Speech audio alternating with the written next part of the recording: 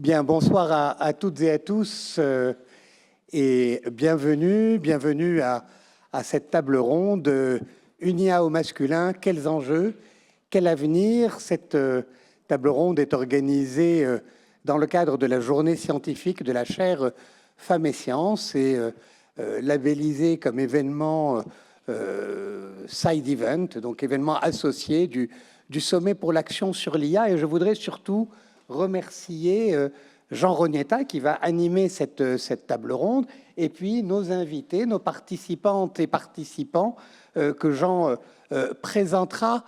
Mais je voulais juste vous dire quelques mots sur la chaire Femmes et Sciences qui organise cet événement avant de passer la parole à nos invités. Alors, la chaire a été créée en 2019 avec le soutien de la Fondation L'Oréal, de Safran, le groupe La Poste, Generali, Talent et Amundi. Et nous travaillons donc en partenariat entre l'Université Paris-Dauphine, l'Institut des politiques publiques, l'Institut Louis Bachelier. L'objectif de cette chaire est d'analyser, de comprendre pourquoi les femmes sont peu présentes dans les disciplines scientifiques, dans les carrières scientifiques. Pourquoi? Quel impact ça a? Quel impact ça a sur les femmes, sur leur carrière, mais quel impact aussi ça a sur la société? Quel impact ça a sur la science elle-même? Parce que cette absence des femmes a un impact sur la science elle-même, et on le verra notamment tout à l'heure à travers le prisme de l'intelligence artificielle. Cette table ronde s'inscrit dans une journée bien chargée. Donc là, pour nous, membres de la chaire, nous arrivons à la fin de cette journée. Donc pendant toute la matinée et le début d'après-midi, nous avons eu un colloque au cours duquel ont été présentés les travaux portés, financés par la chaire. Et nous avions des chercheurs d'Inde, du Maroc, de Norvège, de Suisse, d'Arménie, enfin voilà, de partout dans le monde qui sont venus présenter les travaux et discuter de ces questions en lien avec femmes et sciences. Je disais comprendre les raisons, comprendre l'impact, mais aussi analyser les politiques publiques. Qu'est-ce qui peut être fait pour faire évoluer cette situation? Et l'ensemble de ces activités, j'ai parlé tout à l'heure du sommet mondial pour l'IA, mais une heureuse coïncidence fait qu'aujourd'hui, c'est à la fois ce sommet mondial pour l'IA, mais aussi la journée internationale des femmes et des filles de sciences. Et donc, nous nous sommes positionnés à l'intersection de ces deux événements. Et juste un mot pour vous dire qu'en sortant, mais peut-être que vous l'avez vu déjà en arrivant, il y a une exposition sur le palier du deuxième étage intitulée « Lumière sur les femmes de science », une exposition dont Dauphine est partenaire. Et donc, vous pourrez voir les présentations des parcours et des profils de plusieurs femmes scientifiques issues de différents pays, de différents continents. Et cela fait partie également des actions que nous entreprenons, c'est-à-dire faire connaître les contributions féminines à la science et sensibiliser les jeunes filles, les jeunes femmes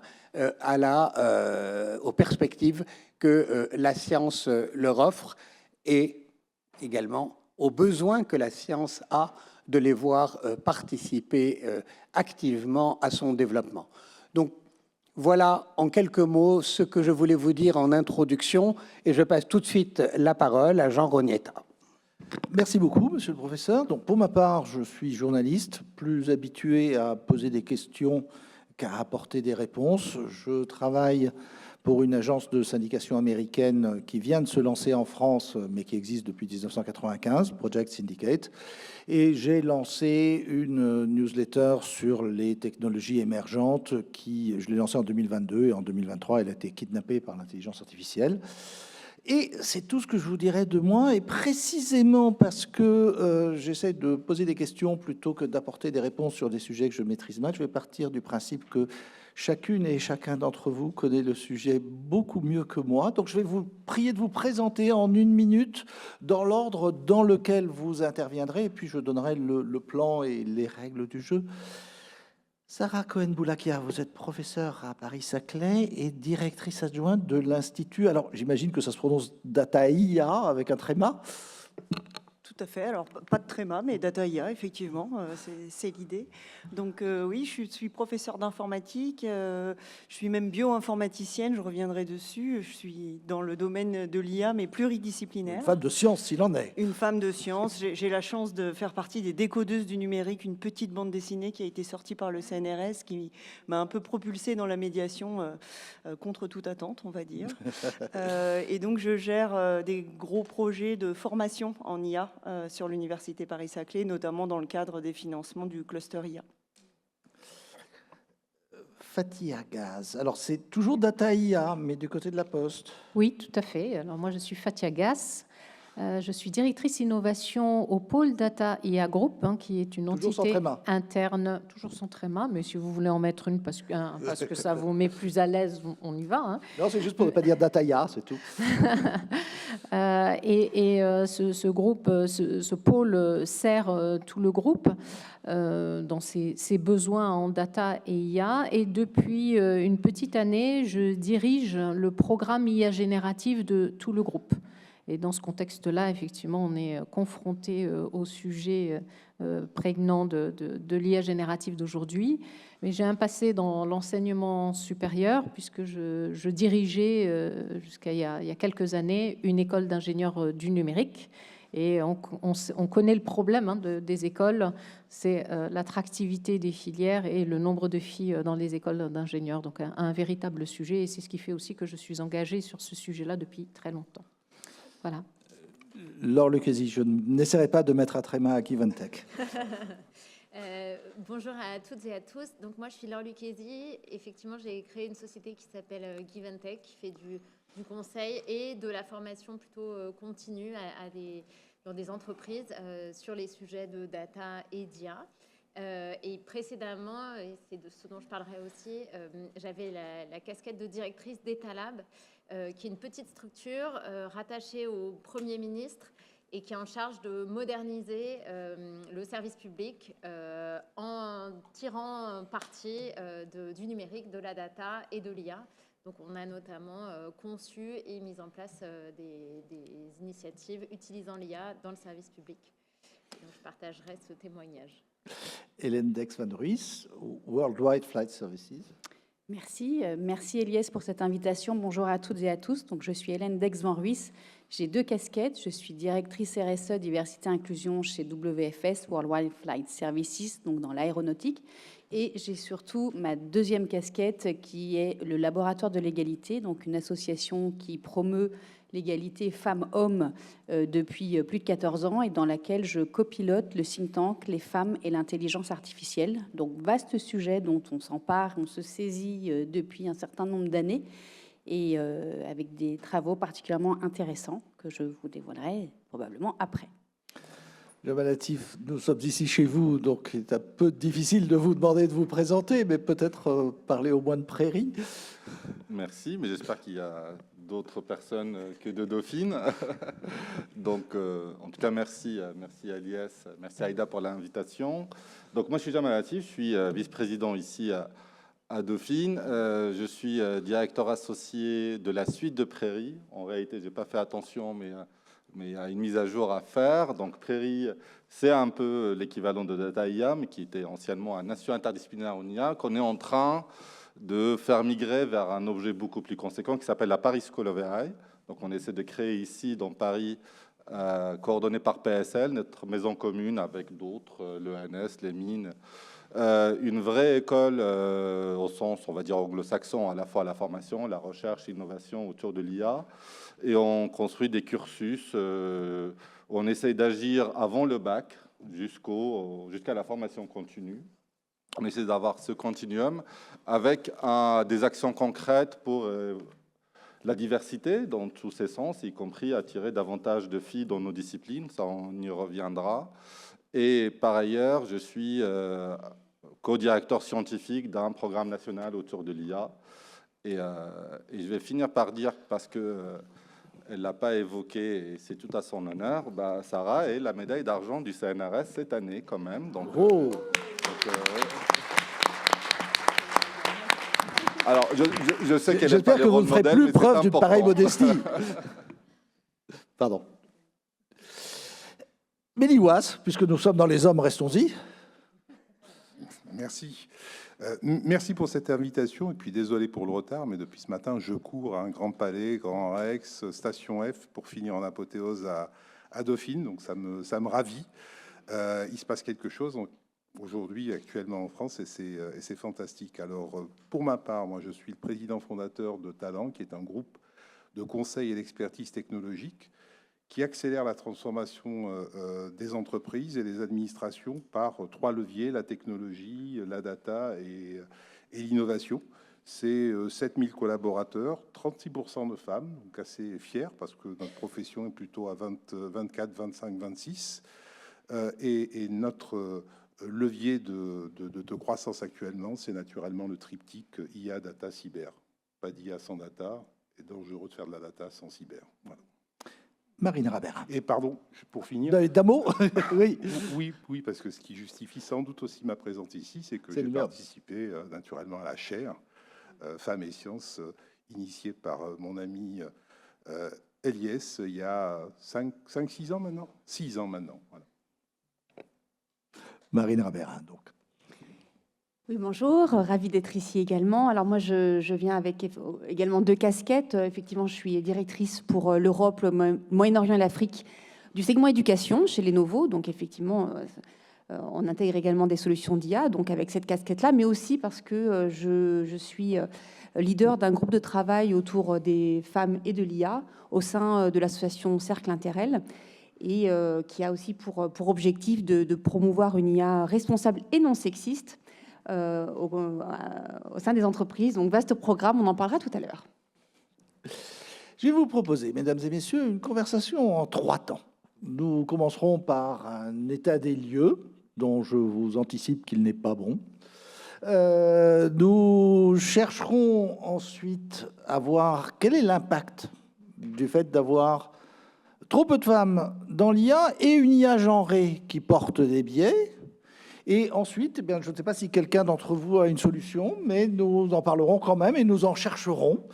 Et dans ces 3 temps, alors évidemment, on a un peu préparé la table ronde, donc chacun va parler à son tour, 5 minutes. Et une autre de mes caractéristiques, c'est que j'aime bien tenir la conversation. Donc je vous prierai de poser vos questions, non pas toutes à la fin, toutes ensemble, pour avoir ces délicieux moments d'embarras de quelqu'un va-t-il poser une question parce qu'il me reste 10 minutes au compteur, mais au cours de la conversation, il vous suffira de lever la main, et certains d'entre vous ont déjà un micro devant eux. Je vous prierai juste de rester dans la conversation. C'est-à-dire d'intervenir, non pas pour vous présenter, non pas pour nous parler de votre société ou que sais-je, mais ou de vos travaux, mais pour entrer dans la conversation, pour nous poser une question ou nous dire ce que vous avez à dire sur le sujet dont on parle à ce moment-là. Et ça vaut évidemment pour tout le monde dans cette table plus ovale que ronde. Et on va commencer par vous, Jamal Latif, victime désignée. Hein? Pourquoi y a-t-il... quel est l'état des lieux, si vous voulez une question ouverte, et pourquoi y a-t-il si peu de femmes dans l'IA, si vous voulez une question fermée? Alors, bon, je suis la victime, donc la réponse, elle va être très rapide, vous l'avez évoqué, le constat n'est pas bon, et je pense que... je vais commencer par dire quelque chose qui me tient à cœur. Souvent, sur ces discussions, ça peut, on va dire, très vite... shifter vers une discussion non informée, une discussion de comptoir de fin de soirée. Et or, c'est très important d'avoir des études sérieuses, des études qui sont basées sur des enquêtes. Et en fait, comme tous, on se dit le constat n'est pas bon. Et quand on va aller chercher les chiffres, très vite, on tombe sur les travaux de la chaire, en réalité. Donc, ce que je vais faire, c'est que je vais citer Monsieur Juini. Donc, c'est ça. Comme ça, si vous vous trompez, il n'est pas loin. Non, mais c'est quand même, il faut le saluer. Il faut saluer ce travail en réalité sur des sujets importants, d'avoir des études scientifiques sérieuses, bien informées, qui parfois nous bousculent, y compris dans leurs conclusions. Et je pense que les travaux de la recherche, à cet égard, sont très importants, sont remarquables. Bon, le chiffre qui revient très souvent, et quand on voit la courbe, bon, en IA, on n'a pas des chiffres exacts, mais j'espère qu'on les aura. Mais en général, dans les sciences, technologies, ce qu'on appelle les STEM, en fait, en France, c'est un peu la moyenne des pays développés, c'est 30%, sous ton contrôle, Elias. Je suis dans une situation très compliquée, parce que lui, il a les chiffres exacts. Mais ce qu'on a observé par ailleurs, y compris par des échantillonnages qui ne sont pas assez représentatifs, c'est que la situation elle est un peu différente dans les autres pays du monde. Dans les autres pays du monde, dans les pays qu'on... Donc, je vais encore citer M. Juini, qui ne sont pas dans le paradoxe de l'égalité, donc c'est peut-être une question qu'on va lui poser. Parfois, le niveau des femmes ou des filles dans les formations, il est autour de 50%. Mais quand on dit la formation de 50%, ça déclenche quoi par la suite? Ça veut dire en termes d'employabilité, en termes d'insertion dans le monde du travail, en termes d'évolution du monde du travail, ça, il me semble qu'on manque encore de chiffres sur ces questions-là. Mais nous, on l'avait déjà vu, mais sans pour autant avoir des études assez exhaustives, des statistiques à large échelle, que, on le voit, on accueille des étudiants du Maghreb ici, on accueille des étudiantes, et on voit bien qu'il y a une plus forte proportion d'étudiantes de ces pays-là. Donc, oui, là, c'est pas très glorieux, 30%, notamment dans un sujet où on y reviendra. Hein, donc, la conception des modèles d'IA, on peut y mettre aussi des biais. Donc, si on a des modèles qui sont faits par des hommes pour des hommes, en fait, on se coupe de plus que de la moitié de l'humanité. Donc, c'est un sujet très sérieux. Et pour moi, comme tous les sujets sérieux qui peuvent très vite tomber dans la discussion un peu de comptoir, c'est très important, très important d'avoir des études scientifiques. Et donc, c'est à cet égard que moi, j'en profite pour saluer un peu le travail mené par Elias, que je trouve absolument remarquable. Donc voilà, donc 30%, ce n'est pas beaucoup, mais moi, je crains, donc là, je conjecture que la situation va s'aggraver en IA. Va s'aggraver en IA parce que c'est une tendance que l'on observe dans d'autres domaines, dès lors où il y a beaucoup d'argent. Je ne sais pas qu'il s'est passé quelque chose de l'autre côté de l'Atlantique avec une pensée un peu particulière sur la place des hommes, des femmes. Et donc ça va attirer davantage de garçons d'une certaine éducation. Donc je crains que l'avenir ne soit pas meilleur en réalité s'il n'y a pas des actions concrètes en réalité. Et donc, comme on l'observe, vu qu'il y a des domaines qui attirent davantage d'argent, davantage... Donc, il me semble qu'il y a une certaine corrélation entre genrer les métiers, et j'ai l'impression qu'on va y perdre, parce que je crains que la situation qui vient devant nous, malgré les petites actions, on agit à tous les niveaux, hein, donc je vais anticiper ce qui marche bien, et on l'a expérimenté ici à Dauphine, on y a tenu malgré toute la résistance de nos institutions de créer une double licence IA et sciences des organisations, parce qu'on mesurait que on attirait moins de filles dans nos métiers, enfin en tout cas dans nos formations en maths et info, mais dès lors que l'on a créé cette double licence entre le département sciences des organisations et le département mathématiques et informatique, on a eu 2500 candidatures la première année avec 50% de filles, et à l'arrivée, on a 48% de filles dans nos formations. D'accord ? C'est pas des chiffres forcés. Ça veut dire à la fin, ça, il faut le corriger parce que d'aucuns diraient qu'on a forcé ce chiffre. Non, on arrive à 48%. Mais la réalité, c'est sur 30 élèves. On ne résout rien avec ça. On ne résout rien avec ça. D'accord ? Donc oui, la situation, à mon sens, est déjà catastrophique. C'est très important quand on a ce genre de discussion d'avoir des études sérieuses. Et donc, je rends encore une fois hommage au travail qui a été fait. Donc 30% dans les pays européens, dans les pays, on va dire, de l'OCDE globalement, en réalité, il y a un problème. Il y a un problème sérieux qu'il va falloir un peu traiter. Et ma conjecture, c'est que la situation va s'empirer. Désolé de ce message. Bien, non, mais je vous avais prévenu que le constat serait riant. Sarah Cohen-Boulakia, vous êtes quand même le contre-exemple parfait. Alors, je ne sais pas. Ce qui est sûr, c'est qu'en tout cas, des chiffres, je vais vous en donner aussi, mais cette fois, j'allais dire à l'échelle d'une université, donc pas d'un pays tout entier, mais donc l'Université Paris-Saclay, c'est quand même 48 000 étudiants inscrits tous les ans. Hein, on met derrière le mot-clé université 14 établissements et composantes. Hein, on a l'ex-Université Paris-Sud, on a Centrale Supélec, le NS Paris-Saclay, l'Agro Paris-Tech. Je ne vous les liste pas tous, mais voilà, c'est pour vous dire, on a 2 universités associées. Évry et Versailles. Donc voilà, un total de 48 000 étudiants. Sur ces 48 000 étudiants, à niveau Bac+3 et Bac+5, si on projette un peu, sur les formations qu'on va appeler, nous, cœur IA, c'est-à-dire maths info, et puis IA+X, c'est-à-dire celle où concrètement on pourrait introduire de l'IA parce que ça fait complètement sens de le mêler à d'autres disciplines. Par exemple, la bioinformatique, pour prendre quelque chose qui fait sens et que je connais bien. Voilà. Donc si on regarde dans ces formations cœur IA et IA+X, à Bac+3 dans l'Université Paris-Saclay, on a 1800 étudiants. Et à Bac+5, on en a à peu près 2500. Voilà, pour vous donner des volumes. Là-dessus, qu'est-ce qu'on a comme pourcentage ? Alors, si on regarde à Bac+3, c'est vraiment pas bon, c'est-à-dire que sur les formations mathématiques ou informatiques, on est plutôt à 19-20%, donc on n'atteint pas les 30%. Voilà. Au démarrage, on en a très peu des jeunes filles. Première bonne nouvelle, quand on monte dans les années, à niveau Bac+5, on atteint les 30%. Donc, quelque part, les filles, globalement, elles réussissent mieux que les garçons. On en garde plus. Dit encore autrement, les garçons finalement changent de type de filière, soit ils se professionnalisent plus vite, soit ils rentrent en école d'ingénieur. Parce qu'en école d'ingénieur, que ce soit Centrale Supélec ou l'ENS Paris-Saclay, on reste sur ce 19-20% dans ces domaines-là scientifiques. Donc voilà, premier enseignement, quand même, quand on monte en fait un niveau d'études, on a quand même un peu plus de filles. Et deuxième enseignement, je vais aller dans le sens de ce que disait Jamal il y a un instant, la pluridisciplinarité aide énormément.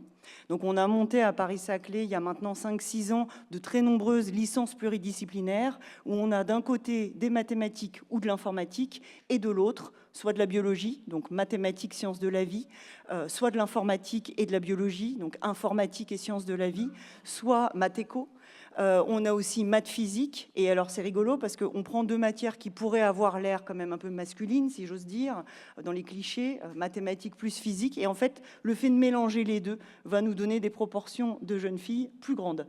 Ah donc, oui. Voilà, maths physique, par exemple, on atteint les 30% alors qu'on ne les avait pas à niveau Bac+3, et alors, magnifique, on a une vraie parité entre 40 et 50% dès qu'on prend maths-éco, ou dès qu'on prend bio-info ou maths-bio. Pourtant, ce sont les mêmes maths partout, c'est-à-dire, autorisez-moi l'expression, les maths d'Orsay, c'est-à-dire des mathématiques assez costauds, assez théoriques, dans lesquelles les jeunes filles pourraient prendre peur.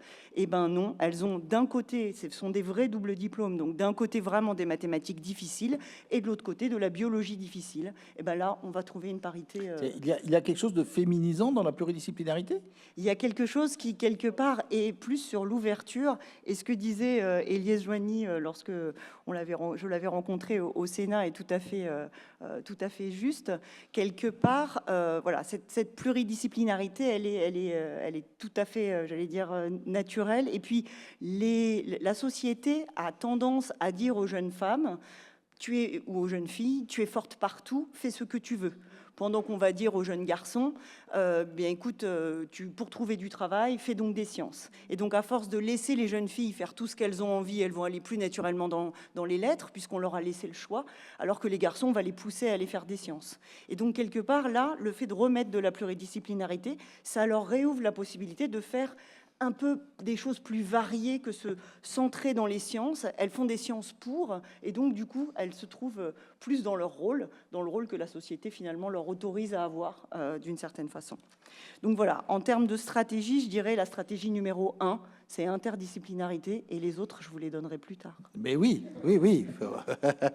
Laure Lucchesi, en matière d'initiatives gouvernementales qui ont été déployées, d'initiatives publiques, on va dire au sens large, qui ont été déployées. Alors moi, je ne vais pas me risquer à parler des politiques publiques en la matière parce que c'est pas mon domaine. Moi, le témoignage que je peux apporter, il est vraiment dans le champ de la mise en application de l'IA. Donc peut-être que je ne sais pas si c'est le bon moment pour moi d'intervenir parce que c'est un grand saut, mais enfin, si j'enchaîne, j'enchaîne. Mais donc mon rôle à moi, c'était de mettre en place des initiatives avec de l'intelligence artificielle au bénéfice des usagers du service public. Donc, d'accompagner les différents ministères à utiliser et tirer parti de l'intelligence artificielle pour ça. Et est-ce que vous observez dans l'adoption de ces mesures une différence entre les hommes et les femmes ? Alors, en tout cas, ce qu'on peut constater, c'est que effectivement, alors d'abord le premier point, c'est que quand on utilise du numérique ou de la data ou de l'IA dans le service public, plus qu'ailleurs, on n'a pas le droit, on ne peut pas se permettre d'être discriminatoire, puisqu'on a l'égalité devant le service public, et donc voilà, c'est extrêmement dommageable quand on constate des discriminations, évidemment. Donc, ce qu'on a mis en place dans mon équipe, d'abord, c'est de recruter dans notre propre recrutement, donc des équipes non seulement de personnes qui concevaient des algorithmes, les installaient dans des services numériques et accompagnaient aussi les décideurs publics dans le choix des services qu'ils allaient déployer. On a veillé à avoir une parité au sein des équipes. Donc évidemment, du fait de la rareté à la source, c'était plus difficile d'avoir vraiment sur la partie scientifique, évidemment, des filles, mais on en avait. Et on a vraiment mis des consignes dans le recrutement d'aller au maximum dans des recrutements féminins pour avoir justement une parité dans ces équipes-là. Ce que je voulais souligner aussi, c'est que quand on déploie des services fondés sur l'IA, c'est pas seulement le métier de conception des algorithmes, mais c'est aussi toute une diversité de métiers avec du design, de la conception de produits, et puis du lien à faire entre justement les personnes qui conçoivent ces technologies-là et les décideurs publics qui les appliquent. Et donc là, au sein d'équipes pluridisciplinaires, on arrivait aussi à avoir plus de représentativité et de parité. Donc dans les programmes que j'avais mis en place, on arrivait, parce qu'on s'était mis des objectifs, à avoir une parité dans les équipes. Mais pour autant, ça restait quand même des petites équipes et c'est difficile de passer à l'échelle et de déployer ça plus massivement.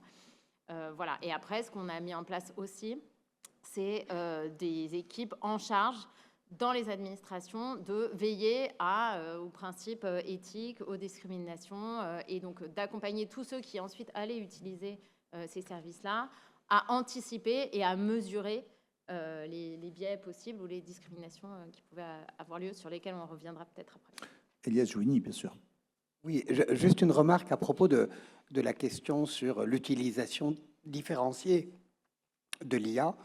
Une des chercheuses qui intervenait ce matin a travaillé sur les usages de l'IA et en montrant que les femmes ont tendance, notamment les chercheuses, vont beaucoup moins utiliser aujourd'hui l'IA que leurs collègues masculins et qu'en plus, cet écart s'accroît au fur et à mesure qu'on monte en termes de compétences. C'est-à-dire que les meilleurs parmi les hommes vont utiliser 2 fois plus l'IA que les meilleurs parmi les femmes. Je reprends l'expression de Fatih Agas. C'est fou, ça. Mais ça nous renvoie à ce que disait tout à l'heure Jamal. Si on ne fait rien, ça va aller en empirant. Parce que quand on sait que l'IA est un démultiplicateur de capacités, si les femmes l'utilisent 2 fois moins que les hommes, on va accroître les écarts. Alors, avant que je me tourne vers ma gauche, est-ce qu'il y a quelque chose dans l'IA qui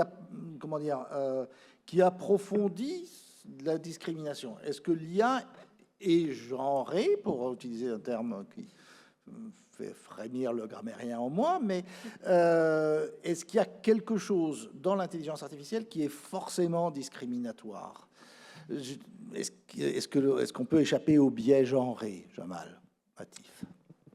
Oui, d'abord, il faut comprendre les algos d'IA dont on parle aujourd'hui sont des algorithmes qui apprennent à partir d'un très grand volume de données, soit pour aider à la décision, je n'aime pas le terme décider, mais soit pour faire de la prédiction, soit pour générer. Donc aujourd'hui, il y a beaucoup d'usages sur l'IA générative. Quand on utilise un modèle de langue ou un agent conversationnel, ça génère à partir de grands corpus de texte qu'il a un peu ingurgité, et donc ça ne fait que ça. Hein. Donc si les données avec lesquelles les modèles ont appris, ils reflètent la société. D'accord. Donc l'IA, elle reproduit ce qu'il y a dans la société, Et elle a cet effet aussi multiplicateur de ce qu'il y a dans la société. Donc ça, on peut le démontrer. C'est pas, ça, on peut démontrer que le fait que, je ne veux pas être très technique, mais s'il y a des phénomènes qui existent, des corrélations qui existent, l'IA va essayer juste de donner une plus forte probabilité à des corrélations qui existent. D'accord? Et donc, si on a dans les données des manifestations de la société, nos sociétés, il faut le dire, jusqu'à présent, et donc si on prend aussi des corpus historiques, la place des femmes, elle n'a pas été la bonne jusqu'à présent. D'accord? Donc, du coup, alors après, il y a désormais il y a eu beaucoup de travaux pour corriger les biais, donc ça, on y revient d'ailleurs, qui ont parfois été faits de façon très maladroite. Mais il y a les premiers modèles de langue pour parler. Donc, dès qu'on veut générer, on va dire infirmier, donc ça devient infirmière. En fait, il faut comprendre qu'on fait ça dans des espaces un peu bizarres. Et donc, entre infirmier et femme, la distance est très faible. Donc, la génération femme-infirmière, ça va être très fort. D'accord? Donc, du coup, il faut comprendre que l'IA apprend des données historiques.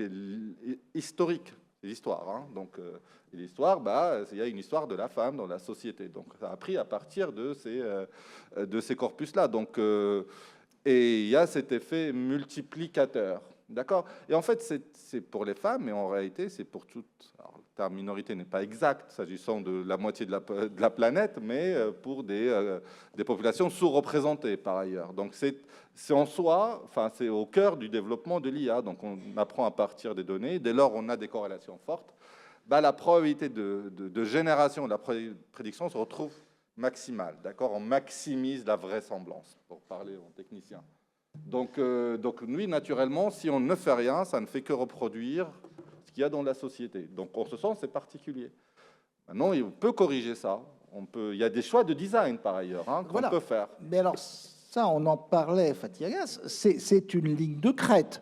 Parce que je veux bien que l'on corrige le poids de l'histoire en mettant des médecins de sexe féminin et des infirmiers de sexe masculin. Mais on en est arrivé, c'est un autre exemple assez récent, c'est Google qui a dû retirer la génération d'images de Gemini parce qu'à force d'introduire des femmes d'origine africaine partout, ils en mettaient dans les bataillons SS. Et donc, comment est-ce qu'on peut contrer le poids de l'histoire sans refaire l'histoire, Fatih Agas? Je n'ai pas de solution. Je suis sûr que vous avez la solution. Si j'avais une solution, je l'aurais brevetée et je ne serais pas avec vous aujourd'hui, très certainement. Non, je rigole. Je voulais juste compléter le propos de Jamal, si je peux me permettre. Il y a effectivement les biais, ils ont plusieurs origines. La première et la plus importante, c'est effectivement les données sur lesquelles on travaille, puisque ces données-là, c'est la représentation de notre société et force est de constater que la femme, malheureusement, n'a pas une place très, très enviable dans notre société, encore que dans les sociétés occidentales, ça va, on s'en sort un petit peu. Dans d'autres sociétés, c'est absolument catastrophique, en tout cas beaucoup moins enviable. Il y a ça. Ces données, elles sont récoltées et elles sont grâce à des systèmes qui sont faits par des hommes. Donc, il faut y penser.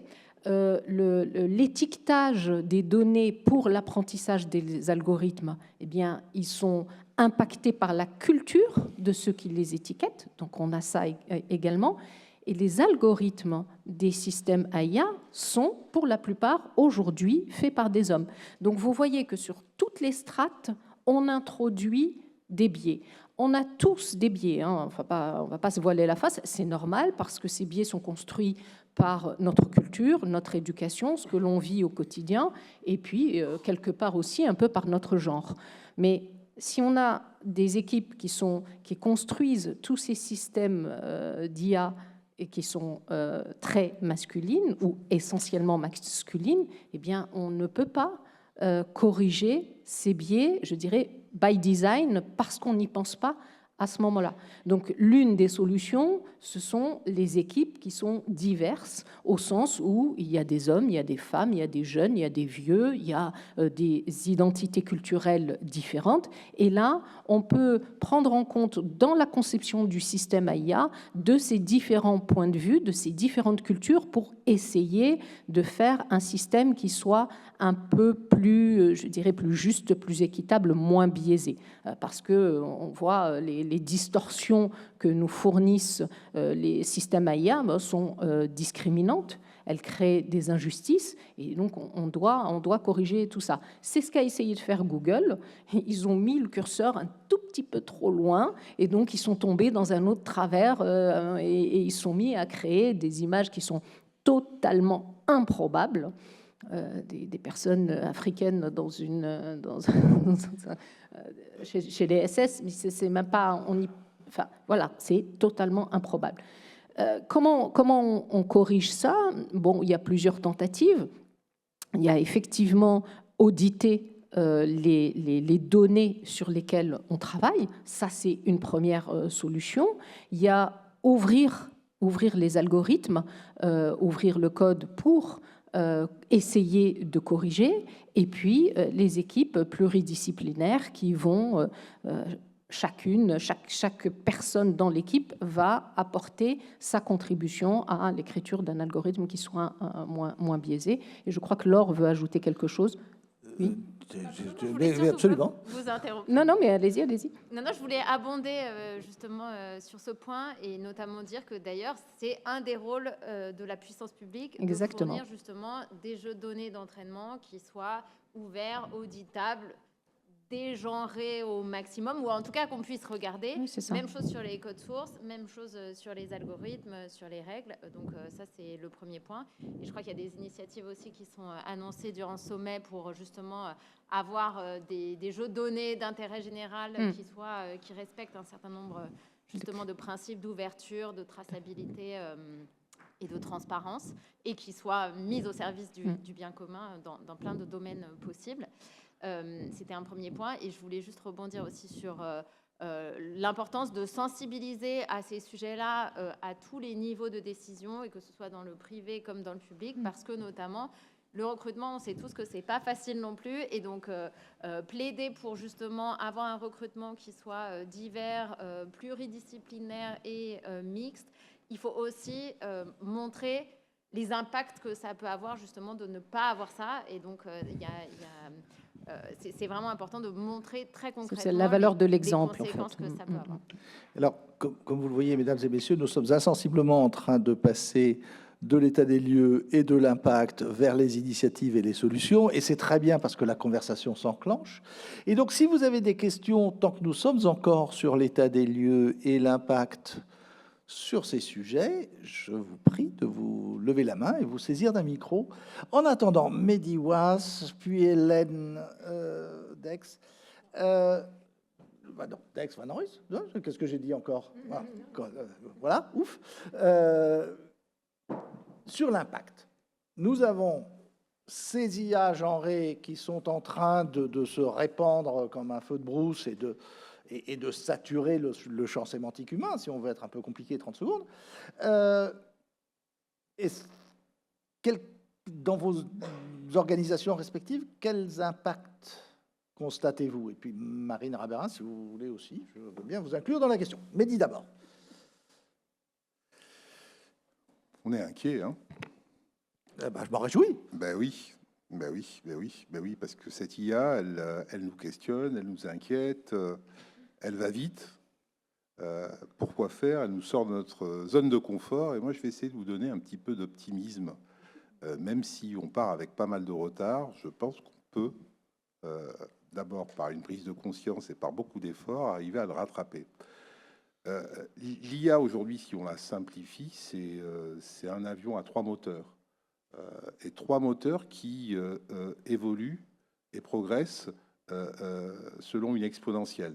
Il y a le moteur du calcul, il y a le moteur de la data, de la donnée, et puis il y a le moteur de l'algorithme ou du modèle. Et la période dans laquelle on est aujourd'hui est extraordinaire, c'est que ces 3 courbes-là ont atteint en même temps le coût de l'exponentielle. Et donc, on n'est plus dans une situation où on va avoir le temps de réagir, le temps d'analyser avant de corriger. On est dans une mèche qui s'est allumée et qui va aller très vite.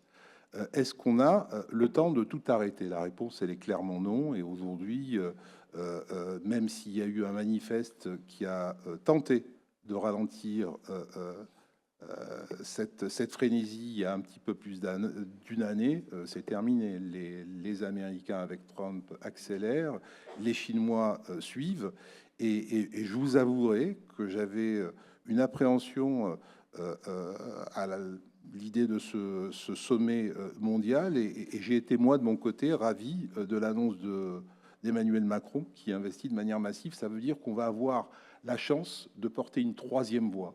Et cette troisième voie, elle est importante parce que je pense qu'on sera les seuls en France, en Europe, à porter une voie qui va mettre l'accent sur l'éthique, qui va mettre l'accent sur la diversité, qui va mettre l'accent sur la mixité et qui va mettre l'accent sur la confiance.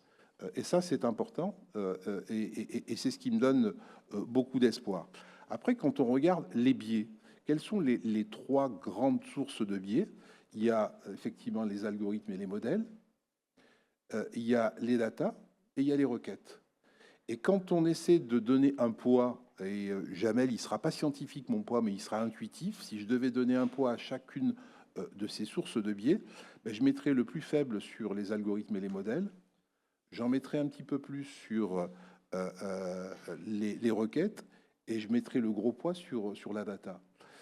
C'est la data qui va réellement soit générer, soit dissiper les biais. C'est la qualité de la donnée que l'on va mettre à disposition des modèles, et surtout qu'on est passé à une deuxième phase, c'est-à-dire l'IA générative. Le modèle va s'auto-alimenter, le modèle va évoluer de lui-même avec la data qu'on va lui donner. Si oui, on oui, met mais à sa disposition justement, la data le biaisée, problème, c'est la qualité de données, enfin, la qualité des données de l'Internet qui ont entraîné l'ensemble des grands modèles. Pas que de l'Internet, pas que d'Internet, parce que vous avez deux philosophies. Si vous regardez les Américains et ChatGPT à télécharger toutes les données de l'Internet pour entraîner ces modèles, DeepSeek et les Chinois sont partis sur une autre logique, avec plutôt un algorithme plus robuste et beaucoup moins de data. Donc, ce n'est pas forcément la quantité. Donc, on peut essayer d'avoir une IA avec moins de data, plus qualitative et avec des algorithmes plus sophistiqués. Donc, on peut essayer de le faire.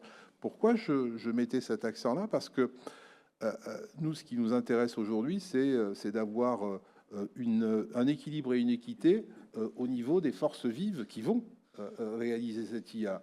Or, dans la partie scientifique, force est de constater, et la chaire l'a malheureusement encore montré ou démontré, il y a un déséquilibre. C'est-à-dire qu'il y aura de toute façon toujours un déséquilibre dans la fabrication des algorithmes. Même si on le rectifie, on doit continuer ces efforts, mais pour le moment, ce déséquilibre est là. Par contre, on peut peut-être mettre le paquet sur une meilleure appréhension des requêtes. On peut mettre le paquet sur une meilleure qualification des données.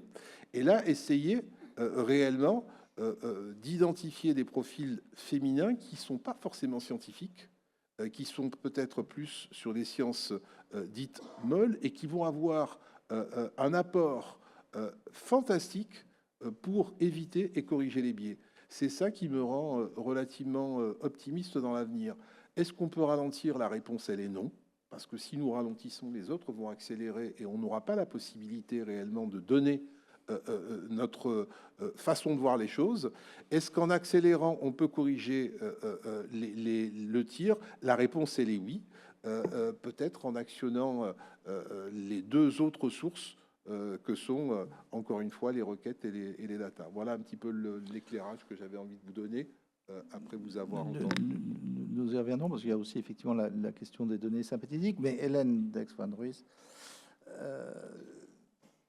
Alors, moi, je suis d'accord avec beaucoup de choses que j'ai entendues.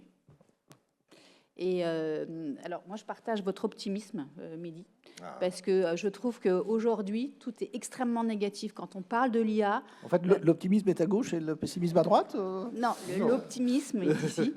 Et je trouve que c'est extrêmement important. Donc, on sait les problèmes rencontrés par l'IA. On sait qu'effectivement, l'IA est genrée. Et quand on dit genrée, on sait que parce que 88% des algorithmes sont construits par des hommes, ils reproduisent leurs biais. Donc, il y a forcément des biais qui sont reproduits, qui sont amplifiés et qui sont diffusés. Donc oui, l'IA est sexiste, on est tous d'accord. Par rapport aux algorithmes, 2, par rapport aux bases de données, parce qu'il n'y a pas assez de représentation féminine, puisque là, le point, c'est les femmes. On pourrait effectivement parler de tout ce qui est diversité et inclusion et des 5 piliers de la diversité.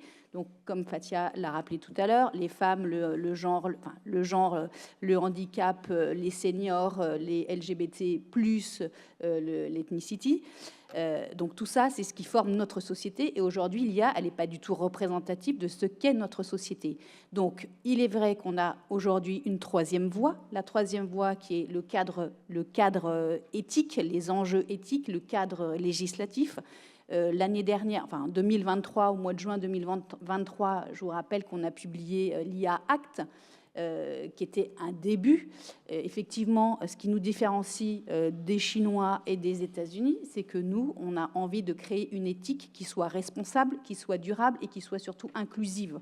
Et c'est ce qu'on essaye de faire aujourd'hui. J'aime beaucoup dire il faut que l'IA est la 4e révolution. La 4e révolution numérique. Et aujourd'hui, les femmes, on l'a redit tout à l'heure, qui sont considérées comme une minorité alors qu'elles représentent plus de 50% de la majorité. Donc là, il y a juste un tout petit problème. C'est aujourd'hui, les femmes, elles doivent monter dans le train de la révolution numérique. Parce qu'aujourd'hui, on ne peut pas laisser 50% de la planète décider pour les 50% autres. Il faut absolument qu'on construise le monde de demain à quatre mains, hommes et femmes. Il n'est pas question de remplacer l'un ou l'autre, c'est de la complémentarité. Pardon. Et quand je parle de révolution numérique, de train du numérique, effectivement, on parlait des usages. Il est vrai qu'aujourd'hui, par exemple, si on prend le ChatGPT ou le chat de Mistral, on s'aperçoit qu'au niveau des prompts, il y a, déjà, il y a la question des prompts, mais on s'aperçoit que les femmes n'utilisent pas ChatGPT. Or, les algorithmes sont des machines auto-apprenantes, ça veut dire qu'elles se nourrissent de ce qu'on leur donne. Si déjà on ne fait pas de prompt au féminin... Non seulement c'est déjà catastrophique, mais en plus ça s'aggrave. Tout à fait. Tout à fait. Donc ça veut dire qu'il faut attirer l'attention, il faut sensibiliser les femmes. Alors bon, ça c'est le sujet que Marine va développer plus tard par rapport à l'éducation, etc. Mais c'est hyper important qu'aujourd'hui les femmes se disent moi j'utilise ChatGPT ou le chat, peu importe, mais pour que le système auto-apprenant puisse pouvoir dire il y a des femmes, donc je ne les exclus pas. Et aujourd'hui, quand on parle de biais, on a déjà constaté par le passé qu'il y avait eu des biais dans la santé. Alors, comme on a un problème de représentation, on sait très bien que la santé des femmes n'est pas la même que la santé des hommes. Si on n'a pas cette représentation, il y a des erreurs de diagnostic qui sont faites. Donc ça c'est le premier exemple. Deuxième exemple, on parlait du recrutement. Le recrutement des talents, l'attraction et la rétention des talents. Aujourd'hui, si on n'a pas une base de talents qui est diversifiée et qui correspond à la société actuelle, eh bien, on sera moins performant, moins source de progrès, moins source d'innovation et moins de rentabilité. Alors, c'est l'exemple qu'on donne assez régulièrement, même si Amazon a corrigé depuis le fameux problème des CV qui étaient biaisés. À force de parler, de recruter, l'algorithme avait délibérément évacué tous les CV de femmes. Bon, évidemment, ça a été rectifié par la suite. Poste de directeur de surcroît. Elias, tout à l'heure, c'est vous qui avez aussi signalé qu'on avait un problème de wording, c'est-à-dire que, problème de wording, c'est-à-dire que si vous demandez, plus vous demandez une position élevée, plus ça sera au masculin. Plus vous demandez une position moins élevée, un médecin, infirmière, chef d'entreprise, secrétaire, voilà, là on y est aussi. Donc ça, c'est les dérives. Et j'ai perdu mon fil, mais c'est pas grave. Voilà. Eh ben, on va le passer à Marine Rabera, ce voilà, fil. Non, juste Hélène, pour revenir sur ce que tu disais, c'est vrai que d'autres exemples aussi qu'on a vus dans le domaine de la finance. C'était peut-être celui-là. Voilà, c'était celui-là. Merci. Non, mais si tu veux. Ah, Oui, mais- alors, troisième, non, est-ce qu'on a l'habitude? Bon, alors, troisième, Voilà. Marine, vous êtes formidable. Non, mais c'est la sororité. On peut pour une fois la souligner. Et c'est vrai qu'avec Marine, on est assez habitués à intervenir ensemble. Ah, c'est un duo, en fait. C'était Presque. préparé d'avance. Ouais. D'accord. Bon, avançons. Donc, dans la finance, Donc, dans la finance, on a exactement le même problème. La finance, alors, il y a deux effets. Il y a le premier effet qui se coule, c'est on accorde moins de prêts bancaires aux femmes. Deuxième effet, le montant est moins important qu'aux hommes.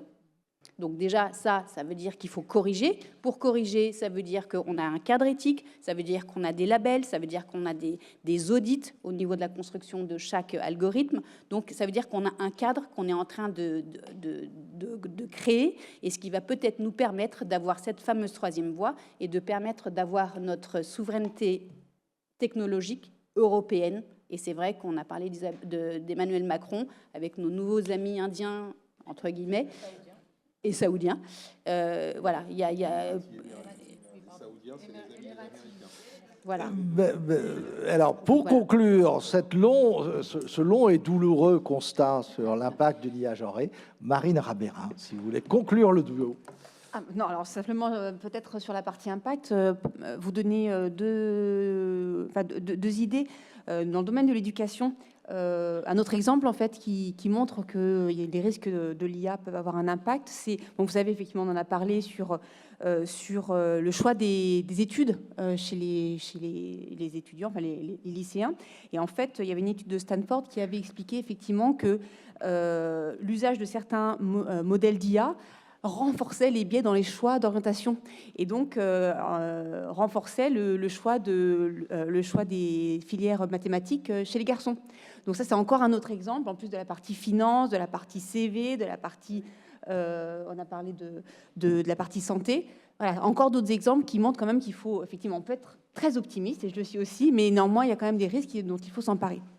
Et donc, je voulais aussi souligner de manière un peu plus globale sur la partie impact, qui rebondit un petit peu sur ce qui a été dit au début, sur la partie salaire, argent, effectivement, le fait que l'IA, en fait, et on va dire de manière générale, le secteur de l'IT est quand même un domaine dans lequel de l'argent circule, les salaires sont importants, et c'est là aussi où il y a un enjeu qui est même sociétal, du fait que les femmes ne soient pas suffisamment représentées dans ces métiers-là, qui vont encore se développer. C'est qu'effectivement, si les femmes ne prennent pas position sur ces secteurs, c'est aussi un renforcement de difficultés financières et de fait d'avoir, finalement, de pas profiter de cette opportunité pour renforcer l'émancipation financière et finalement l'égalité femmes-hommes dans la société. Donc ça, c'est un peu dans l'impact global qu'il faut prendre en compte. Alors, pour passer... Je peux Oui, juste d'un mot, faire l'heure tourne. une petite anecdote, comme ça on fera un trio pour aller dans votre sens. J'ai mon fils qui a lancé sa start-up et qui a créé l'agent virtuel coach pour aider les lycéens dans leur choix Parcoursup. Et quand il m'a parlé de ce projet, je lui ai dit c'est génial, donc c'est de l'IA, tu mets le paquet sur tout ce qui est IA, je mets à ta disposition toutes mes équipes. Il m'a dit non. Pendant 6 mois, je vais travailler avec des sociologues. Parce que l'algorithme, ça sera facile. Mais si je ne sais pas comment, d'un point de vue sociologique, aider le gamin à trouver sa voie, j'y arriverai pas. Et ça, c'est une des façons de combattre les biais. C'est-à-dire que l'algorithme va avoir de moins en moins de poids à partir du moment où on a une réflexion en amont qui est plus profonde et on a naturellement des datas qui sont réellement de qualité. Voilà. Donc si vous m'acceptez, je veux bien faire un trio avec vous. J'ai, en guise de transition, prendre 2 exemples issus de l'actualité. Donc tout à l'heure, 61 pays, dont la France, l'Inde et la Chine, donc DeepSeek, ont signé une déclaration commune à la sortie de l'IA. Je n'ai pas eu le temps de tout lire, mais enfin, il y a notamment la phrase que voici. Nous soulignons la nécessité d'une réflexion mondiale, notamment sur les questions de sécurité et de développement durable, y compris le droit humanitaire et le droit des droits de l'homme, la protection des droits de l'homme, l'égalité entre les femmes et les hommes, et de la diversité linguistique, ça c'est pour le français, la protection des consommateurs et ainsi de suite. Donc j'y reviens, 61 pays ont signé une déclaration sur l'intelligence artificielle qui demande à étudier comment faire en sorte que l'IA fasse avancer l'égalité entre les hommes et les femmes, et je vous reposerai cette question du comment. Le tiroir dans la question étant que 2 pays n'ont pas signé cette déclaration, la Grande-Bretagne, peu importe, et les États-Unis. Et le même jour, ce matin, enfin hier soir pour être précis, Elon Musk a fait communiquer une proposition de rachat au conseil d'administration d'OpenAI pour la somme modeste de 91,4 milliards de dollars, si mes souvenirs sont bons. Elle devrait être refusée. Mais enfin, en gros, aujourd'hui, on a 2 IA extrêmement politiquement correctes que personne ne consulte, Gemini et Claude d'Anthropic. On a une IA qui respecte la liberté d'expression, fermez les guillemets, Grok de xAI. Et puis on a les IA open source. Et puis on a l'IA que tout le monde consulte, qui est en train de remplacer Google dans l'usage quotidien d'à peu près tout le monde, en tout cas aux États-Unis, et c'est ChatGPT. Et clairement, l'administration américaine, qui n'a pas signé cette déclaration, est en train de pousser de plus en plus à reporter la seule IA dont les gens se servent vers ce qu'on va appeler la liberté d'expression, enfin ce qu'eux appellent la liberté d'expression. Jamal, vous devez partir, mais je vous laisse répondre à la question du comment, malgré. D'abord, 2 points. Oui, les 60 pays, on va avoir tout le monde qui font partie de la coalition des non-alignés. Bah, c'est l'Amérique toute seule et les autres. C'est finalement un effet de la politique qui va être mise en place aux États-Unis, qui dépasse le cadre de l'IA, et avec une approche, on l'a vu, donc c'est de la dérégulation. Effectivement, vous avez cité xAI et Grok. Bon, enfin, c'est un choix politique, c'est un choix aussi de guerre commerciale, et donc c'est juste le nombre, enfin, la partie des non-alignés va grossir, et puis voilà. J'ai une petite correction parce que en réalité, juste DeepSeek, ça a pris sur autant de données en réalité, d'accord? Non, après il y a eu de la distillation de modèles. 14 800 milliards de tokens. Oui, et après il y a de la distillation de modèles. Donc on ne peut pas dire que ça a pris sur peu de données. Et là aussi, je suis très heureux de l'intervention que j'ai entendue, parce que souvent quand on parle d'IA, les gens pensent aujourd'hui à ChatGPT, qui sont des modèles qui complètent, ils ne sont pas faits pour faire de la recherche d'informations. C'est une erreur fondamentale d'utiliser ChatGPT comme Google. Donc le jour où les Américains vont se rendre compte qu'ils utilisent ChatGPT... Oui, mais il est de fait que les gens leur demandent quel est le plombier le plus proche. Oui, mais en tout cas, ils sont en train de commettre une erreur majeure, d'où le fait de former les gens, d'expliquer, c'est des modèles de complétion conversationnelle. Ils ne sont nullement faits pour répondre à des requêtes. Ça ne dit pas la vérité. Donc même le terme hallucination, il est inapproprié. De fait, ça ne fait qu'halluciner tout le temps. Sauf que c'est très plausible, et 90%, c'est assez plausible. Donc qu'ils l'utilisent. Dans ce sens, ce n'est plus notre sujet, mais formons les gens ici, surtout de grâce. N'utilisez pas ChatGPT pour qu'il réponde à vos questions. Ce n'est pas fait pour. Ce n'est pas fait pour.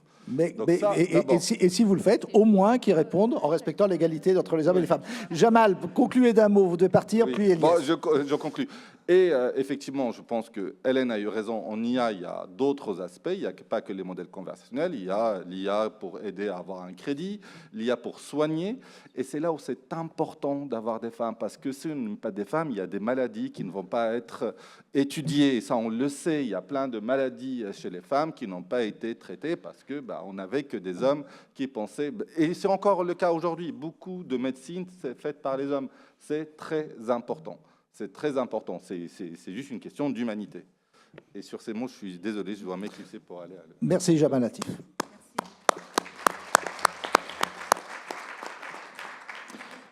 Elias Juni.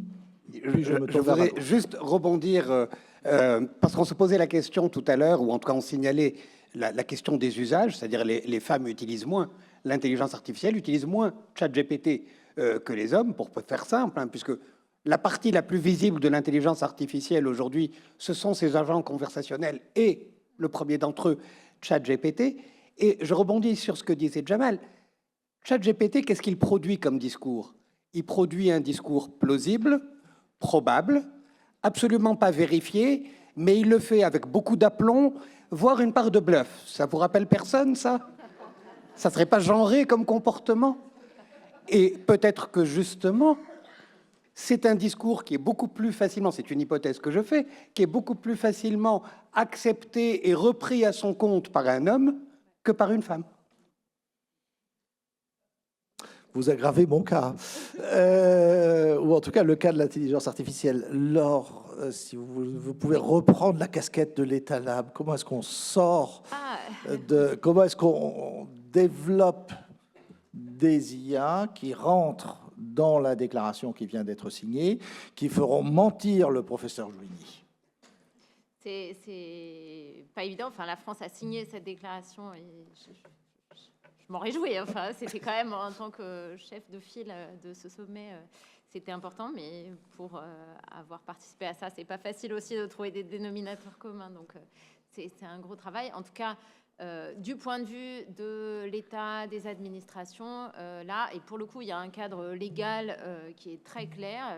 Il est français, il est européen, ça l'a été rappelé.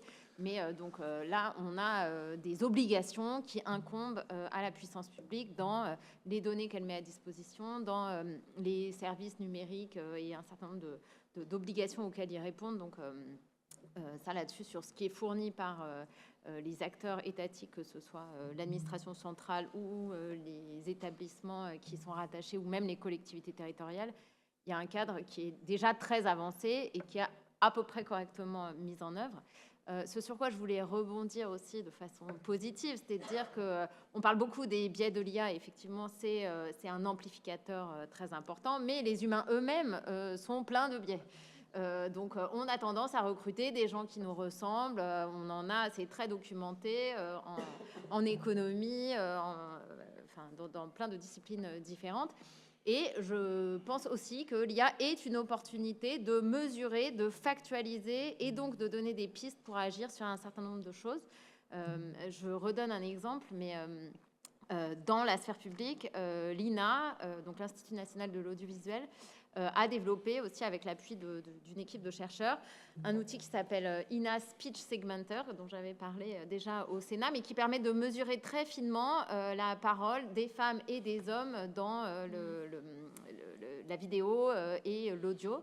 Et donc, il y avait un chiffre qui était très parlant pour n'en citer qu'un, mais c'était que sur 3500 heures de documentaire, donc vraiment, là aussi, des paroles plutôt expertes de femmes, c'est pas de la fiction, sur les 5 dernières années, c'était très clair, ils avaient mesuré que les hommes parlaient 2,2 fois plus que les femmes. Bon, à partir du moment où on a des choses comme ça factualisées, c'est aussi... on parlait d'études scientifiques, c'est aussi là-dessus, sur ces bases-là, qu'on peut agir et derrière, on peut corriger des choses. Donc ça, c'est quand même quelque chose sur lequel on peut s'appuyer comme une solution. Et l'autre exemple, pour rebondir sur ce qui était dit aussi sur les biais, les postes, infirmiers, infirmières, etc., moi, j'ai utilisé aussi l'IA générative pour dégenrer des fiches de poste. Donc, dans l'administration, on a écrit « Nous cherchons, le ministère Intel cherche un directeur, un secrétaire général adjoint, etc. » Et moi, systématiquement, j'ai utilisé des outils pour dire « non, c'est un directeur ou une directrice, un secrétaire général adjoint ou une adjointe. » Et ça, c'est des choses qui sont assez faciles et qui permettent aussi d'agir sur le recrutement. Donc, c'est aussi une opportunité pour agir. Marine Herberin ? Oui, peut-être rappeler effectivement que, également, au-delà du cadre législatif dont on parlait, l'AI Act, il y a aussi le rôle des entreprises. Et ça, c'est vrai que peu importe, on va dire, la situation politique, y compris par exemple aux États-Unis, les entreprises continuent à se mobiliser, malgré tout, sur les questions de diversité et d'inclusion, et notamment sur les questions d'IA. Et les entreprises ont commencé à le faire avant même qu'il y ait un cadre législatif qui soit mis en place. Avec la mise en place d'actions qui vont justement permettre d'agir sur toutes ces questions, là où se glissent les biais quand on les produit. Et donc, c'est là où moi, je voulais peut-être vous parler, entre autres, d'un pacte qu'on a produit, qui s'appelle le pacte Femmes et IA pour une IA responsable et non sexiste, tout un programme, mais qui en fait est un guide qui justement explique comment une entreprise qui a envie de produire ou d'utiliser une solution qui se base sur l'IA, comment est-ce qu'elle peut le faire pour faire en sorte que cette IA, finalement, elle ne vienne pas amplifier des biais et discriminer. Et en fait, pour ça, on a évoqué ces solutions. Il y a 7 champs 7 champs d'action sur lesquels il faut agir. On a parlé de la partie data, on a parlé des algorithmes et de ceux qui les écrivent. On a parlé peut-être un peu moins de la manière dont on contrôle aussi les solutions d'IA dans le temps, parce que parfois elles ont été plutôt bien designées, mais finalement dans le temps, elles sont amenées à produire la discrimination. Donc ça, c'est tout le volet technique. Et puis il y a aussi le volet RH, donc on a parlé effectivement de la mixité des équipes, donc plus les équipes sont mixtes, plus elles sont à même d'identifier des biais dans la manière dont on design les solutions. Mais il y a également le volet sensibilisation dans les entreprises, et pas simplement sensibiliser les personnes qui développent l'IA. En fait, c'est sensibiliser l'ensemble des salariés, parce qu'il y aura aussi les salariés utilisateurs. On a pris l'exemple des ressources humaines. Une personne qui travaille aux ressources humaines, elle n'est pas forcément aguerrie sur les questions techniques d'IA. Par contre, elle doit savoir que si elle utilise un outil qui se base sur l'intelligence artificielle, elle doit pouvoir gratter un petit peu, challenger son fournisseur pour savoir si ces outils-là, ils ont été éprouvés pour faire en sorte qu'ils ne soient pas discriminants. Donc, il faut sensibiliser l'ensemble des salariés sur ce sujet-là. Et puis également le rôle de l'entreprise sur la manière dont elle va montrer l'exemple. Donc, comment est-ce qu'elle va aussi s'emparer de ce sujet-là en interne, d'accord, donc faire en sorte qu'il y ait tout un système et une gouvernance qui se mettent en place, mais aussi comment elle va créer un effet boule de neige dans son écosystème avec ses fournisseurs, avec ses clients, avec ses partenaires commerciaux et avec son industrie de manière générale, en parlant de ces sujets-là, en parlant de la manière dont elle s'empare du sujet des biais et notamment de genre dans l'IA, pour faire une espèce d'effet boule de neige, et que d'autres entreprises disent « Ah bah tiens, mon fournisseur, il me demande des comptes sur la manière dont les IA qu'on a construits sont construits. Bah, je vais peut-être me pencher sur le sujet. » Donc ça, c'est un point qui est important. Et je pense que le point qui englobe un peu tout ça, c'est la gouvernance. Je l'ai évoqué, cette question de gouvernance. Donc, ce n'est pas juste une gouvernance politique et législative, c'est une gouvernance d'entreprise, quelque chose qu'on peut appliquer à un modèle plus restreint. Et en fait, c'est comment faire en sorte que dans l'entreprise, il y ait une prise de position, d'abord une prise de conscience, on va commencer par la prise de conscience, notamment de l'équipe dirigeante sur la question des biais, donc savoir quels sont les outils d'IA qu'on a utilisés ou qu'on va utiliser, quels sont ceux qu'on va peut-être produire, est-ce qu'on fait en sorte que notre entreprise se retrouve pas dans un bad buzz autour du domaine de discrimination, donc une prise de conscience, et puis après, faire en sorte effectivement qu'il y ait une prise de position sur ce qu'on veut faire, donc avoir un vrai plan une vraie ambition sur ces sujets-là. Et puis, une fois qu'on a déclaré avoir une ambition, il faut pouvoir la mettre en place. Et c'est là où la question de la gouvernance, elle est hyper importante. C'est comment on va faire en sorte que, au-delà de l'ambition, au-delà de l'affichage qu'une entreprise peut avoir sur ces sujets-là, elle va mettre en place une organisation où des gens vont être en charge de suivre l'application des ambitions qui ont été définies par l'entreprise. Et c'est là où on voit des modèles qui sont très importants, et peut-être que, Fatia, pour la Poste, on pourra en parler, faire en sorte effectivement qu'il y ait un comité qui soit mis en place pour être garant, on va dire, de l'application de ces volontés autour des questions d'IA. Fatia Gass. Oui, tout à fait. Je suis complètement en phase avec toi, Marine. Les entreprises ont la responsabilité aussi de former et d'informer leurs salariés. Moi, au sein du groupe La Poste, j'organise une fois par mois un échange avec tous les salariés du groupe pour parler. Aujourd'hui, c'est IA générative. Hier, c'était IA, mais je présente avec des témoins l'évolution de l'IA générative, les nouvelles solutions qui viennent de sortir, Grok, DeepSeek, et d'expliquer qu'est-ce que c'est, comment ça fonctionne et quels avantages, inconvénients par rapport à d'autres solutions. Et il y a un témoin qui vient parler de son usage de l'IA générative. Et ça, je le fais une fois par mois, le mardi matin, de 9h à 10h. Voilà. Et c'est une façon d'informer tous les salariés. On a mis en place des programmes de formation sur la data et l'IA. Ceux-là sont obligatoires pour tous les salariés. Et il y a un programme de formation aujourd'hui à l'IA générative qui, lui, démarre. Il n'est pas encore obligatoire. Et les programmes data-IA obligatoires sont aussi obligatoires pour les managers et pour les membres du COMEX. Donc, on n'est pas juste ceux qui utilisent ou ceux qui sont sensibles. Tout le monde doit passer par ces formations-là. L'idée étant d'ouvrir, d'éveiller et d'éclairer sur ce sujet de l'IA qui interpelle, parfois fait peur, parce que vous l'entendez vous aussi, l'IA générative va me remplacer. En fait, le sujet, c'est non, on ne va pas encore te remplacer, rassure-toi, elle va t'aider dans certains cas, mais tu restes au centre parce que tu dois exercer ton esprit critique sur la réponse que t'a fournie ton IA. On a donc cet aspect-là, et on a créé, toujours sur le sujet de l'IA de confiance, une charte Data IA de confiance, et on a un comité qui se réunit, le comité pour une IA de confiance, pour une data et une IA de confiance, qui se réunit une fois tous les 3 mois, et on a un comité opérationnel IA de confiance que j'ai eu la chance moi de piloter la première année que je suis arrivée dans le groupe. Aujourd'hui, j'ai passé la main, mais je continue à contribuer aux travaux, et l'idée c'est que la Poste, vous le connaissez tous, hein, parce qu'on a 100% des Français qui sont clients de la Poste, c'est ainsi. On pense à la Poste en termes de courrier et de colis, mais on ne sait pas ce qui se passe à l'intérieur. Et à l'intérieur, des processus et des systèmes IA, il y en a partout. Il y en a dans les centres de tri, il y en a au siège, il y en a absolument partout. Et ces systèmes IA, ils sont conçus. Mais à un moment donné, il faut s'interroger sur la manière dont ils sont conçus. Donc on a créé une grille de préfiltrage. Donc ce sont des questions auxquelles les concepteurs doivent répondre pour dire à quel niveau de risque en relation avec l'AIA Act se situe mon système AIA.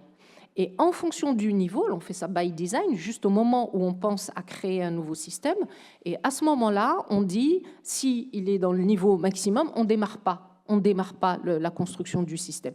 S'il n'est pas à ce niveau-là, on va démarrer la construction du système, et à un moment donné, quand on passe la grille de préfiltrage, en fonction du niveau de risque auquel est mon système, je vais voir quelles sont les problématiques qui vont ressortir en faisant passer une deuxième grille qui va me permettre de voir où sont les faiblesses et comment je corrige ces faiblesses-là. Et on a une boucle de rétroaction qui fait qu'on corrige au fur et à mesure qu'on avance, et à chaque fois que le système est modifié, on recorrige, on refait passer par les grilles et on recorrige. Et ce système-là de grilles qui nous aide à monitorer nos systèmes, eh bien, il est gouverné par des équipes qui sont pluridisciplinaires. Il y a les DPO, donc les responsables des données, il y a les CDO, les responsables données au niveau des différentes branches, et il y a les directions métiers qui ont demandé la construction de ce système-là. Donc on a mis en place toute cette gouvernance pour nous assurer que les systèmes AIA qu'on conçoit respectent des règles, je dirais, éthiques. Voilà. Avant de vous passer la parole, Mehdi, juste si vous me le permettez, nous rentrons dans le dernier quart d'heure de notre conversation. Jean d'Ormesson disait que se taire est toujours convenable, et donc vous avez été extrêmement convenable jusqu'à présent, mesdames et messieurs. Mais si vous voulez poser une question, eh bien, il vous reste 15 minutes. Mehdi Ouaz, puis madame et monsieur. Oui, il faut s'engager, hein, Marine, vous avez raison, et il faut dépasser les déclarations et les faire suivre d'actes. Hier, j'ai signé la charte au ministère du Travail pour une IA inclusive et non genrée. Nous étions 140 entreprises à l'avoir signé. C'est super, mais 140 sur toute la France, c'est pas assez. Donc c'est vraiment un tout premier pas d'un long voyage qu'il va falloir suivre. Ça, c'est la première chose. La deuxième chose, c'est qu'effectivement, la prise de conscience, elle doit être faite au plus haut niveau. C'est le dirigeant d'entreprise qui doit insuffler cette dynamique dans son entreprise. Alors, je vous rassure, c'est le cas dans Talent, et ça se suit par des actions et puis par de la mesure. Jamel le disait tout à l'heure, il faut qu'on mesure pour pouvoir progresser, et si on ne mesure pas, on ne sait pas d'où on part et on ne sait pas où on va. Donc il faut mesurer. Je vous donnerai deux petites actions que l'on a lancées. Une sans intelligence artificielle et l'autre avec intelligence artificielle, et dans le domaine du recrutement. Pourquoi? Parce qu'on recrute beaucoup de gens. 1500 personnes l'année dernière. 1500 personnes, ça veut dire 15 000 candidats vus, ça veut dire 150 000 CV, entre guillemets, analysés. À l'échelle humaine, c'est une source de biais exceptionnelle. Donc moi, j'ai découpé le problème en deux parties. J'ai dit, il y a la partie haute, c'est celle des directeurs, pour laquelle on s'adresse à des cabinets de recrutement spécialisés. Donc j'ai imposé que tous les cabinets de recrutement auxquels on s'adresse, pour chaque poste, proposent un nombre de candidats équivalent, femmes et hommes, et à égalité, on donne une préférence aux femmes. Et sur le deuxième sujet, on a mis en place un agent qui va analyser et screener plus de 250 000 CV par an pour faciliter le travail des recruteurs et des recruteuses. Et cet agent, pareil, on l'a câblé pour qu'il propose pour chaque poste autant de CV hommes que de CV femmes. Voilà, c'est deux actions parmi plein d'autres que je ne listerai pas, mais Madame, d'abord, qui engagent une dynamique. Si essayez d'allumer votre micro. Voilà. Voilà, merci.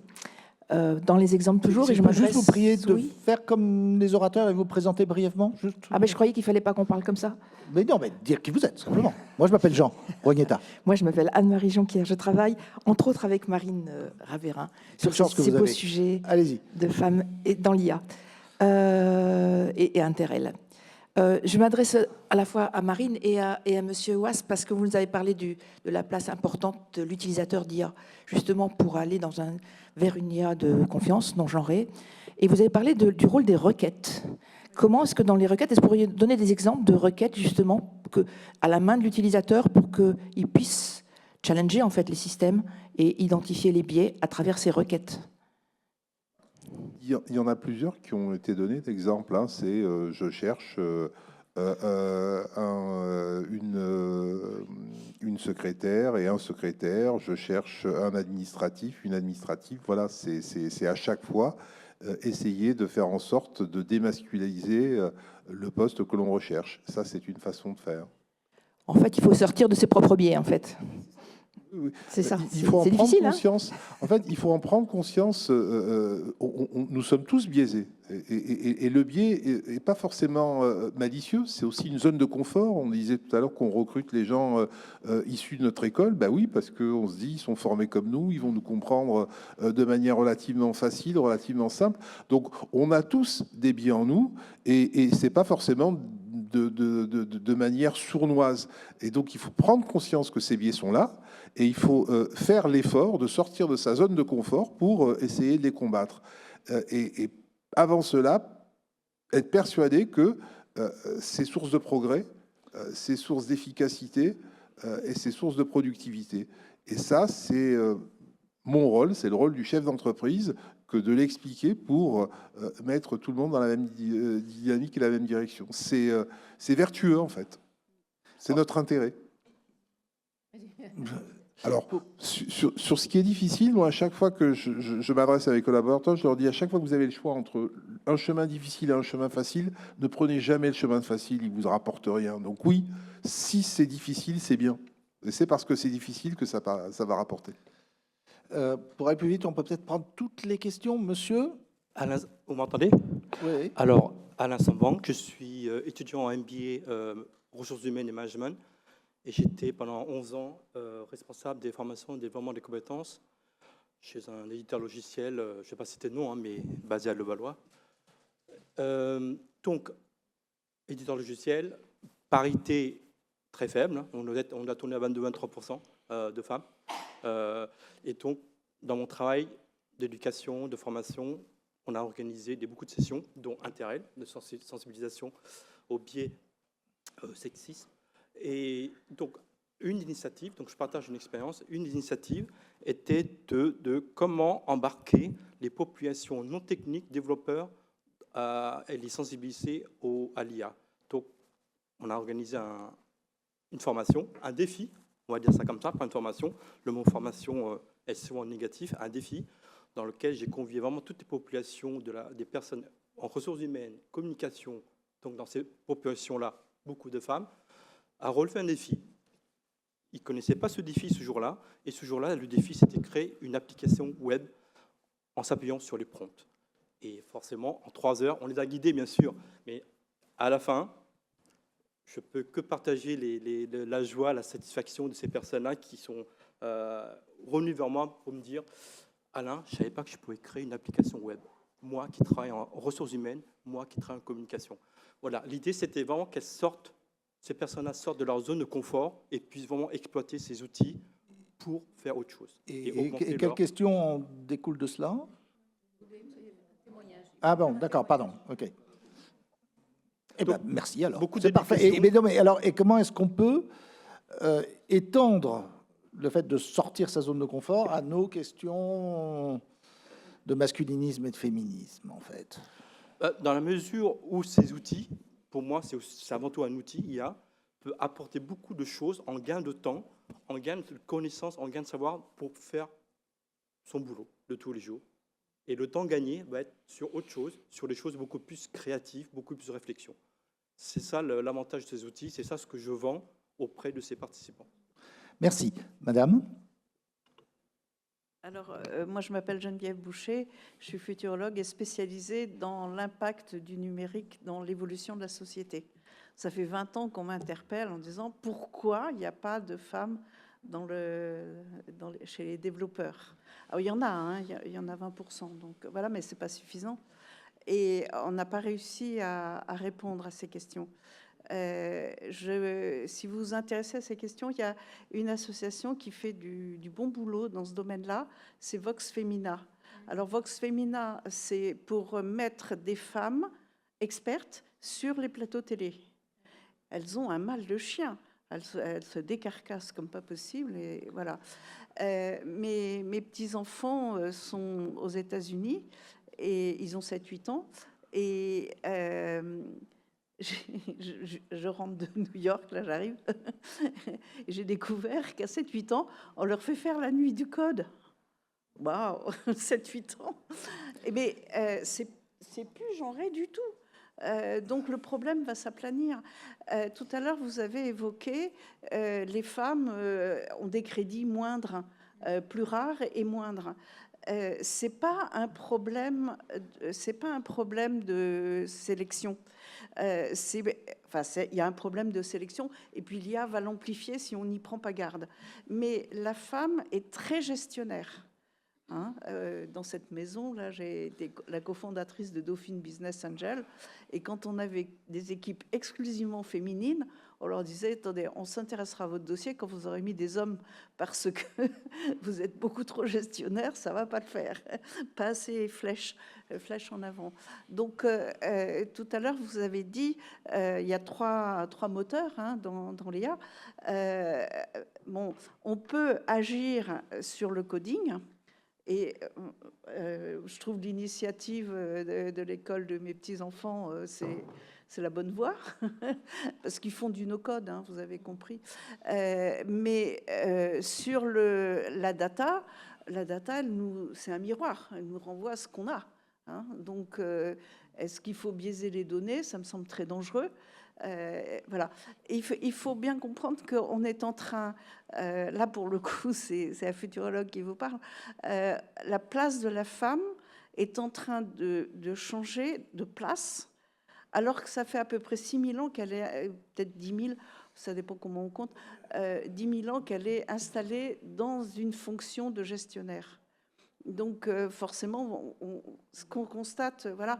Maintenant, le combattre, c'est très important parce que le modèle de société vers lequel on va avoir besoin de beaucoup moins d'intervention dans le système productif, mais par contre, des gens beaucoup plus pointus dans leur domaine. Soit c'est des grands créatifs, soit c'est des gens très experts, soit c'est des gens très managers.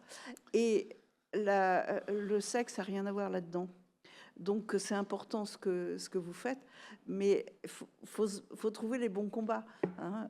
Enfin, voilà, c'était le sens de mon intervention. Mélie Wass. Juste, je réagis sur la donnée. Il ne faut pas la biaiser, il faut juste la vérifier.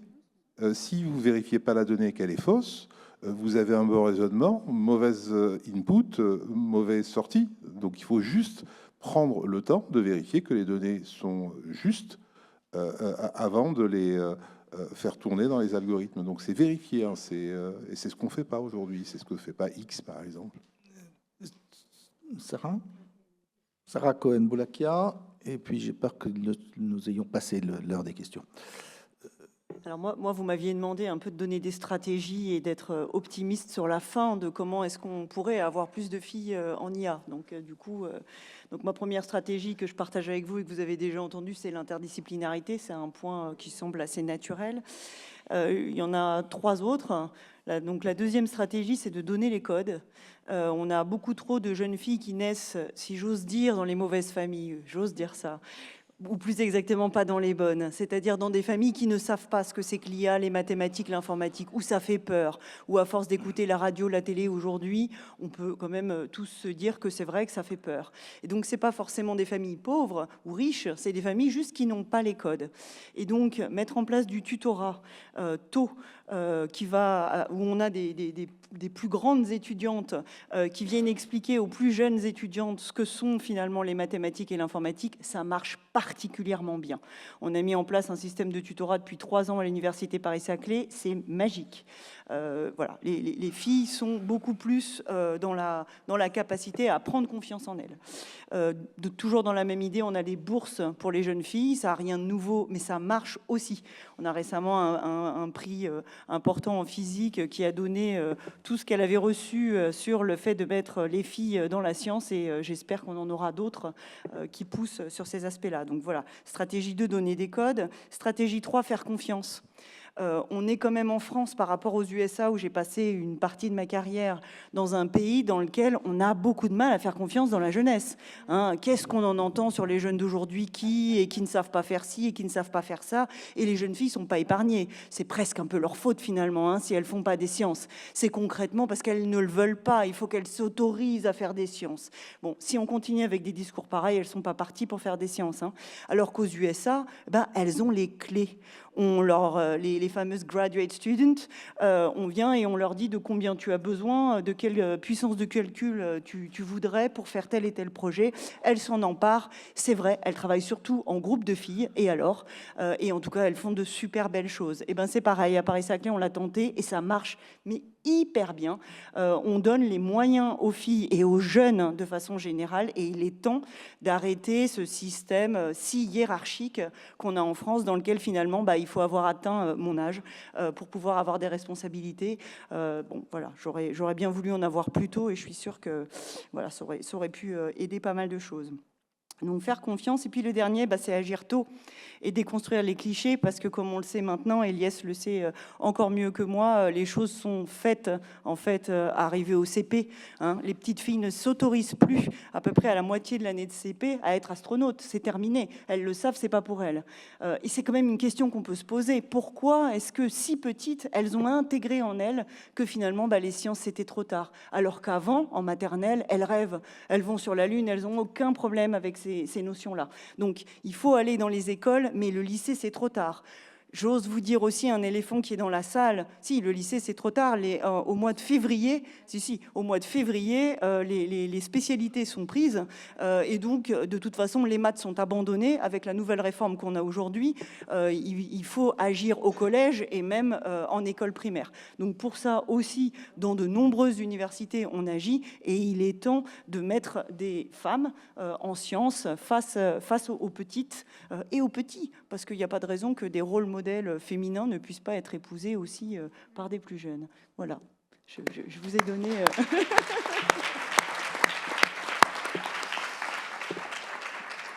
Monsieur le professeur, j'avais préparé une conclusion bien plus pessimiste, et je trouve que je ne peux faire mieux que de me taire et laisser le mot de la fin à Sarah Cohen-Boulakia. Je vous rends donc le micro. Je laisse effectivement la conclusion à Sarah, et je reprends la parole uniquement pour vous remercier, Jean, d'avoir animé ce débat, de remercier toutes nos intervenantes et nos intervenants pour ces échanges extrêmement dynamiques et optimistes, in fine, et puis remercier l'ensemble des présents de nous avoir accompagnés au cours de cette soirée. Merci.